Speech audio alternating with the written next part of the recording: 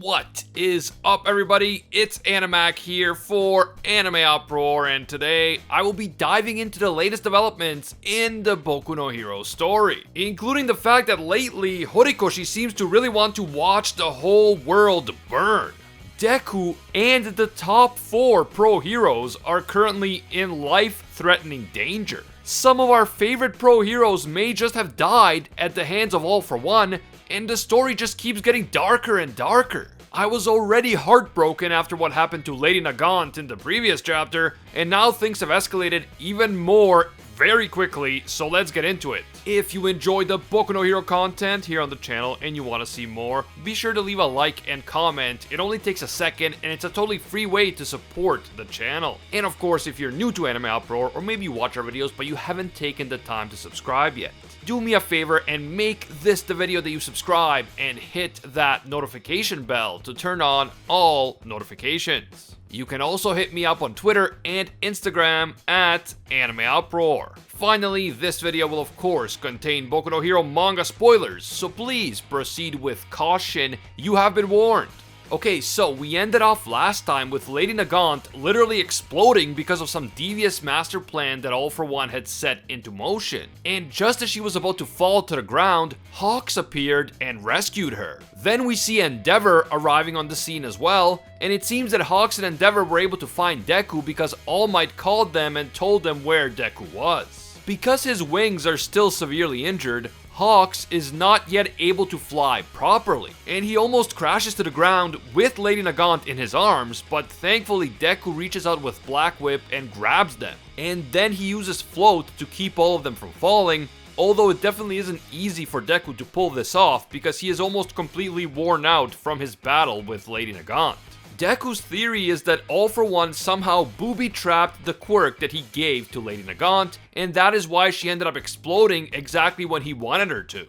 This is a very interesting development, because if All For One is able to straight up booby-traps the quirks that he transfers to other people, then he might have even more control of Shigaraki than we realized. Think about it, even if All For One fails to take over Shigaraki's body, he may have booby-trapped his body so that if he ever decides to go against All For One, Shigaraki will be blown to pieces by the booby traps. At this point, I'm not sure if this really was some sort of booby trap that All For One can attach to literally any quirk, or if he secretly transferred some sort of explosion quirk into Lady Nagant without her knowledge. But either way, this is definitely the type of evil genius stuff that we have come to expect from All For One. He really doesn't leave anything to chance, and he always wants to be several steps ahead of his enemies. As we will see later on in the chapter, this trend of All For One staying a step ahead is going to continue, or is it? More on that later. As the two of them are lowered down to the ground by Deku, Hawks tries to speak to Lady Nagant. He tells her that he is her successor in the Hero Public Safety Commission, and then he chides her for letting herself be manipulated by All For One. It is clear that Hawks has a huge amount of respect for Lady Nagant, and he doesn't want to accept that she is letting herself be used as a tool for the villains. Hawks reminds Lady Nagant that she is a hero at heart, and he tells her to tell him everything she knows about All For One and his plans. In that moment, Lady Nagant appears to regain consciousness, so that means that she is thankfully still alive. Let's hope it stays that way. It seems that Lady Nagant and Hawks don't actually know each other from before. I kind of assumed that they knew each other after Hawks called her senpai, and I thought that he may have trained directly under her at some point. However, it seems that Hawks was only referring to her as senpai in the formal sense. She was his senior in the organization, but she was not his friend or mentor. Lady Nagant knows that, as her successor, Hawks must have been forced to do all sorts of horrible things by the Hero Public Safety Commission. And yet, just like Deku, Hawks still has that heroic fire in his eyes. Lady Nagant doesn't understand how this is possible. How can Hawks maintain a heroic spirit after all the darkness that he must have seen? How can he still want to be a hero after realizing that the people who were running the entire hero society were no better than villains themselves? Hawks simply smiles and replies that at the end of the day, he is an optimist. And he also had someone who supported him, and that seems to be a reference to Endeavor and the inspiration that Hawks drew from Endeavor ever since he was a child. Lady Nagant then proceeds to reveal All For One's plans, at least a part of them. She says that in the next 2 months, the target, Deku, was to be taken to a mansion in Hibori Forest. And Lady Nagant says something else too. Along with her, All For One recruited multiple other people, additional villains that we are sure to meet in the near future. We see the silhouettes of these villains, but we don't get to see their face or their quirks or anything else about them. Definitely let me know down in the comments who you think these villains are. Are these escapees from Tartarus and the other prisons? Or are they maybe international villains from outside of Japan? We know that the heroes are calling in reinforcements from other countries, so could All For One be doing the same thing? I'm sure that the world beyond Japan is full of interesting and overpowered villains and heroes, so it would definitely be extremely cool to meet some of them in the story. As Hawks speaks to Lady Nagant about All For One's plans, Endeavor grabs Overhaul and brings him down from the roof. As you might imagine, Overhaul is extremely upset because he doesn't want to be taken away by the heroes. He was promised an opportunity to see his boss again, and he is desperate to see his boss and to apologize to him in person. This seems to be Overhaul's singular remaining goal in life, and he is straight up hysterical about seeing it through to the end. With so much emphasis being placed on Overhaul and his relationship with the Yakuza boss, I feel like we're definitely gonna get more of his backstory sometime soon. We do know some very general information about him and how the boss took him in when he was still just a kid, but there must be more to his story. My theory about Overhaul's backstory is that when he was a young boy, his father took him into the city to see a marching band, but that's just a theory, we'll have to wait and see. But yeah, Overhaul is just freaking out on Deku and asking him to see the boss over and over again, and that's when Deku just calmly looks at him and asks him, "Do you remember what you did to Eri-chan?" Deku believes that Overhaul should want to apologize to Eri the same way that he wants to apologize to his boss. And Deku then informs Overhaul that he will be the one to keep the promise that Lady Nagant had made. Deku will take Overhaul to see his boss. Okay, Deku, cool story, bro. But I really hope that your plan here is to actually make use of Overhaul in the fight against All For One. If Deku really just wants to help Overhaul out of the goodness of his heart after everything that Overhaul has done, then Deku must have a superhuman capacity for forgiveness. I don't think that any of us readers are even close to being ready to forgive Overhaul for what he did to Eri. I understand being a hero and wanting to help people, but Overhaul does not deserve help. He might be useful to the heroes in the long run, he does have an extremely powerful quirk, but he definitely hasn't earned anyone's forgiveness or compassion, not even close. But that is when All Might shows up, and it looks like our boy Hercules is actually okay. He's a little bruised and banged up, but he's still functional, and that is a huge relief. Look, I know that a lot of people really loved the going merry in One Piece, but you know what? I think Hercules is just as awesome. I'm only kidding, One Piece fans, okay, don't kill me. I do prefer the Thousand Sunny though. Anyway, Endeavor says that he has secured Lady Nagant and Overhaul, and that he will inform the police and take the villains to a hospital for treatment. Hawks tells Deku that he's also hurt and he should also go to the hospital.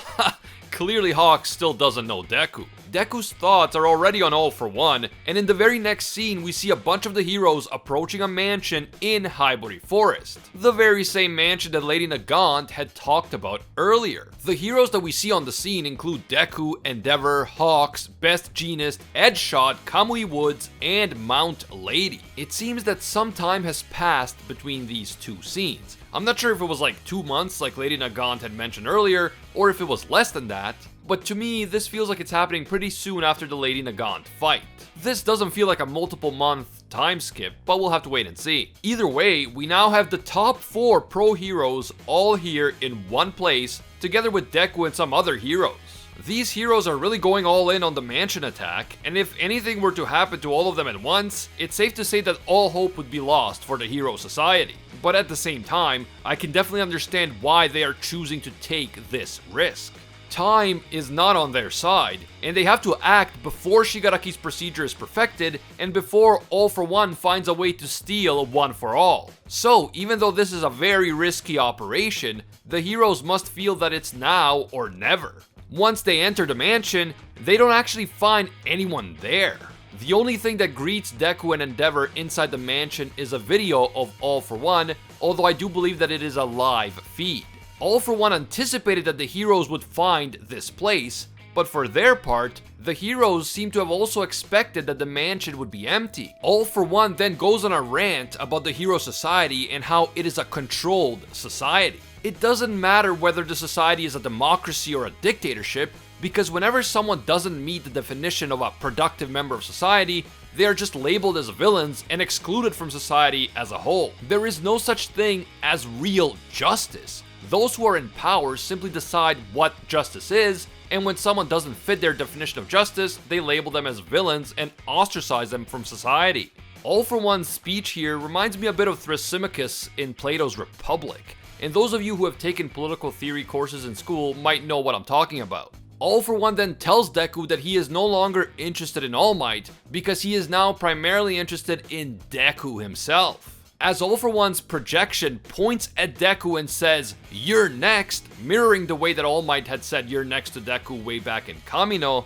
a massive blast rocks the forest and absolutely incinerates the entire mansion. And that is how this dark and explosive chapter ends. Whoa. What just freaking happened? Did that explosion really go off while the heroes were all still inside the mansion? Or is this just a misdirection and maybe the explosion actually happened sometime later, meaning that the heroes had time to escape, but maybe they just made All for One think that he blew them up? If the blast really happened right in that very moment while the heroes were inside, I'm sure that some of the heroes like Deku, Endeavor, and Edgeshot will have the ability to escape due to their insane speed, but heroes like, say, Kamui Woods and Mount Lady would have a tougher time surviving such a massive, sudden explosion. We better hope that those guys didn't enter the mansion along with Deku and Endeavor, and that they kept their distance. I'm telling you guys right now, I am not ready to see another waifu get seriously hurt or worse. Kamui Woods, he's okay, right? He's cool. But Mount Lady is one of the first waifus that MHA ever blessed us with.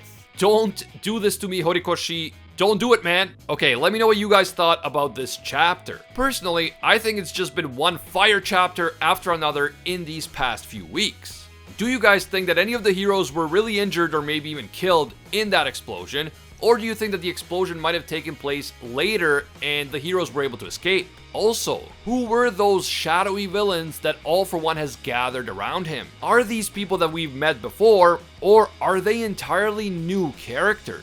Finally, what do you guys think about how dark this story has been getting? And do you think that All for One has a point when he says that there is no such thing as real justice? Those who are in power just decide what justice is, they make a definition that suits them and their own interests, and then they label anyone who disagrees with them as villains or criminals and so on. Definitely share your thoughts down in the comments below. If you enjoyed this Boku no Hero video and you want to see more in the future, please leave a like to let me know. It only takes a second, but it helps a lot. And if you're new to AnimeUproar, or maybe you watch our videos but you haven't taken the time to subscribe yet, do me a favor and make this the video that you subscribe and hit that notification bell to turn on all notifications. You can also hit me up on Twitter and Instagram at AnimeUproar. A big thank you to all of our AnimeUproar patrons for making videos like this one possible. Special thank you to the absolute mad lad and biggest lifetime donator, Alpha Sigma, disciple of Lord Twigo himself.